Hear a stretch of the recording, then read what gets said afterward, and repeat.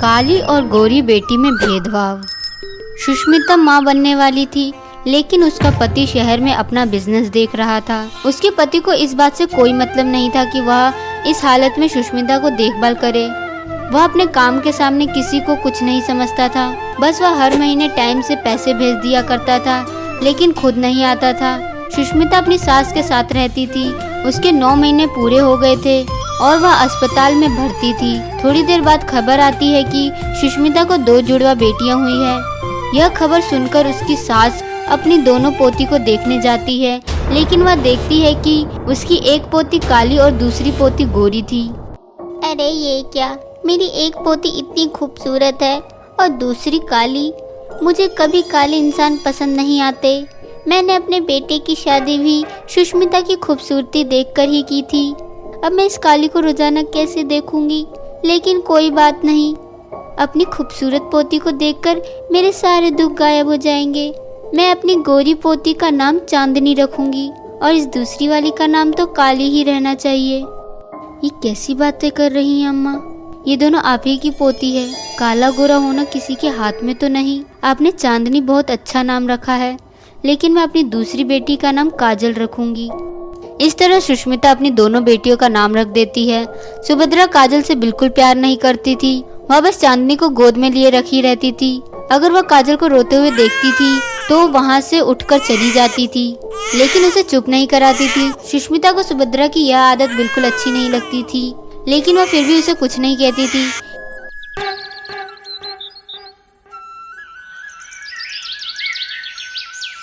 इस तरह 12 साल बीत जाते हैं और दोनों बच्चियां बड़ी हो जाती हैं। चांदनी को अपने गोरे होने पर बहुत घमंड था और काजल बहुत ही शांत स्वभाव की लड़की थी। चांदनी स्कूल जाने के लिए तैयार हो रही थी और वह अपने बालों में कंघी कर रही थी। तभी काजल उसके कमरे में जाती है और बोलती है, चांदनी मुझे स्कूल जाने के लिए लेट हो रहा है, जल्दी कंघी करो ना। चांदनी काजल की बातों को अनसुना कर देती है और कोई जवाब नहीं देती है। काजल 3-4 बार बोलती है, लेकिन चांदनी उसे फिर भी कोई जवाब नहीं देती है। बार बार बोलने के बाद भी चांदनी के ना सुनने के बाद काजल उसके कंधे पर हाथ रख देती है, जिसकी वजह से चांदनी बहुत गुस्सा हो जाती है और वो बोलती है, क्या है, तूने मेरे कंधे पर हाथ कैसे लगाया? तेरी हिम्मत कैसे हुई? मार खानी है क्या? दादी इधर आओ, दादी देखो ये मुझे तंग कर रही है। सुभद्रा चांदनी के कमरे में आती है। सुभद्रा चांदनी की बातें सुनकर काजल को डांटने लगती है। तुझे कितनी बार मना किया है, अपने काले हाथों से चांदनी को मत छुआ कर। सुभद्रा की डांट सुनकर काजल रोते हुए सुष्मिता के पास जाती है। सुष्मिता काजल को गले लगा लेती है और बोलती है, रोते नहीं मेरी प्यारी सी फूलों की कली, एक दिन सब ठीक हो जाएगा। इस तरह जब भी काजल रोती थी तो सुष्मिता उसे गले से लगाकर समझाती थी। अगले दिन सुभद्रा मंदिर से 2 लड्डू लेकर आती है। लड्डू को देखकर काजल मन ही मन बोलती है, अरे वाह लड्डू, लड्डू खाना तो मुझे भी बहुत अच्छा लगता है। काजल के सामने ही सुभद्रा दोनों लड्डू चांदनी को दे देती है। दादी मुझे भी लड्डू दो। शक्ल है बैंगन की तरह और महारानी को खाना है लड्डू, चुपचाप से रोटी खा। चांदनी लड्डू खाते हुए बहुत हंसती है और काजल के सामने उसे दिखा दिखा कर लड्डू खाती है। काजल रोटी सब्जी खाने लगती है।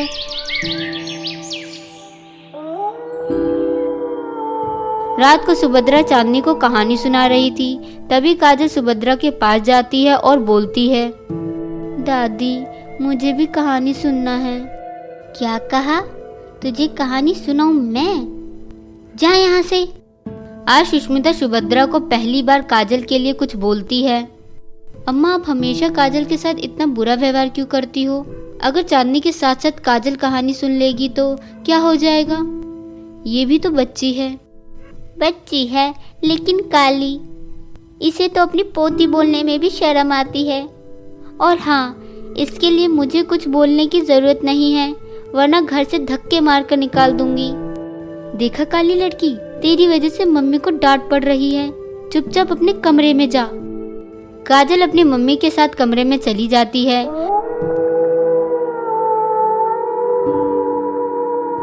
अगले दिन दोनों स्कूल जाने के लिए तैयार हो जाते हैं, लेकिन तभी चांदनी बोलती है, ये क्या, मेरा जूता गंदा है। काली लड़की जरा मेरा जूता साफ कर दे। काजल चांदनी का जूता साफ कर देती है। उसके बाद दोनों स्कूल चले जाते हैं।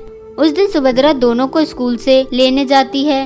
रास्ते में आते हुए चांदनी सुभद्रा से बोलती है, दादी मुझे आइसक्रीम खाना है। सुभद्रा चांदनी को आइसक्रीम दिला देती है, लेकिन काजल को कुछ नहीं दिलाती। इसलिए काजल बोलती है, दादी मुझे भी धूप लग रही है, इसलिए ठंडी ठंडी आइसक्रीम खाने का मन कर रहा है। बैग में पानी की बोतल रखी है, पानी पी ले, बड़ी आई आइसक्रीम खाने वाली। थोड़ी देर बाद चलते चलते सब घर पहुंच जाते हैं। काजल अपने घर में जाकर बहुत रोती है। तभी सुष्मिता उसके पास जाती है और बोलती है, क्या हुआ काजल, मेरी प्यारी बच्ची, अब फिर से क्यों रो रही हो? माँ, दादी मुझसे प्यार नहीं करती है, वह बस चांदनी से प्यार करती है। मैं भी तो चांदनी की तरह उनकी पोती हूँ, फिर दादी मेरे से प्यार क्यों नहीं करती है? इस तरह दिन बीत रहे थे। एक दिन शहर से सुष्मिता का पति राकेश आता है। सुष्मिता अपने पति से बहुत कम बात करती थी। राकेश को देखकर सुभद्रा बहुत खुश होती है। अरे मेरा लाडला बेटा आ गया। वैसे तेरे से तो हर रोज मेरी बात होती है, चांदनी को बुलाती हूँ। उसके बाद सुभद्रा चांदनी को आवाज लगाती है, चांदनी यहाँ तो आकर देख, तेरे पापा आ गए हैं। क्या पापा आए हैं? मैं अभी आई। चांदनी आती है और राकेश चांदनी को गले से लगा लेता है। वीडियो कॉल पे देखा था, अब सामने से देख रहा हूँ। सही कह रही थी मेरी माँ, मेरी बेटी बहुत सुंदर है। हाँ देखियो, चांदनी की खूबसूरती देखकर इसकी शादी अमीर घर में होगी। दादी, और मेरी शादी कहाँ होगी? तू तो इतनी काली है, तेरी शादी हो जाए वही बहुत बड़ी बात है। अमीर का तो सपने में भी मत सोचियो। राकेश अपनी जेब से एक बड़ा चॉकलेट निकालता है और चांदनी को दे देता है। वाओ, इतना बड़ा चॉकलेट, थैंक यू पापा। देखा, मेरे पापा मुझसे कितना प्यार करते हैं, और मेरे लिए इतना बड़ा चॉकलेट नहीं लाएंगे तो फिर किसके लिए लाएंगे? मेरे लिए क्या लाए हो पापा? राकेश काजल के लिए एक टॉफी निकालता है और उसे दे देता है। इस तरह का भेदभाव देखकर काजल को बहुत बुरा लगता है, लेकिन वह कर भी क्या सकती थी। वह बस यह सोचकर खुद को दिलासा दे देती थी कि एक दिन भगवान सब कुछ ठीक कर देंगे। काजल अपने कमरे में जाती है और हाथ जोड़कर आंखें बंद करके बोलती है, मैं अपने परिवार से बहुत प्यार करती हूँ। भगवान जी जल्दी से सब कुछ ठीक कर दो। मैं बस इतना चाहती हूँ कि मेरी दादी और मेरे पापा भी मुझसे प्यार करें। इसी भेदभाव के साथ बहुत दिन बीत गए थे। चांदनी खुद गलतियाँ करके काजल का नाम लगा देती थी और सुभद्रा काजल को मारने लगती थी। एक दिन की बात है, सुभद्रा सीढ़ी से गिर जाती है और उसके पैरों से खून निकलने लगता है। चांदनी और काजल दोनों सुभद्रा को गिरते हुए देखते हैं, लेकिन उसके पैरों का खून देखकर चांदनी सुभद्रा के पास नहीं जाती है। छी छी, मुझे तो खून देखकर बहुत गंदा लग रहा है। काजल उसी वक्त सुष्मिता और अपने पापा को बुलाती है। उसके बाद राकेश सुभद्रा को हॉस्पिटल लेकर जाता है। 4 दिन हॉस्पिटल में रहने के बाद सुभद्रा घर आ जाती है। सुभद्रा अपने कमरे में आराम करती थी और काजल वहीं पास में बैठ जाती थी। वहीं दूसरी तरफ चांदनी वहां बैठकर अपने पापा के फोन में गेम खेलती थी। चांदनी, मेरे सर में दर्द हो रहा है, जरा मेरा सर दबा दे। नहीं दादी, मैं नौकरानी हूँ क्या यह सब करूँगी? मैं गेम खेल रही हूँ, मुझे डिस्टर्ब मत करो। दादी, मैं आपका सर दबा देती हूँ। उसके बाद काजल सुभद्रा का सिर दबाते हुए बोलती है, बहुत दिन हो गए, आपने मुझे डांट नहीं लगाई। मैं चाहती हूँ आप जल्दी से ठीक हो जाओ और मुझे डांट लगाओ, क्योंकि मुझे आपकी डांट की आदत हो गई है। सुभद्रा की आंखों में आंसू आ जाते हैं और वह बोलती है, मैंने तुझे कभी प्यार नहीं किया, मुझसे बहुत बड़ी गलती हो गई। मैं कैसी दादी हूँ जो अपनी पोती के काले रंग की वजह से उसे प्यार नहीं करती थी। मुझे माफ कर दे, तेरी दादी होकर भी तेरे साथ बहुत बदतमीजी की है।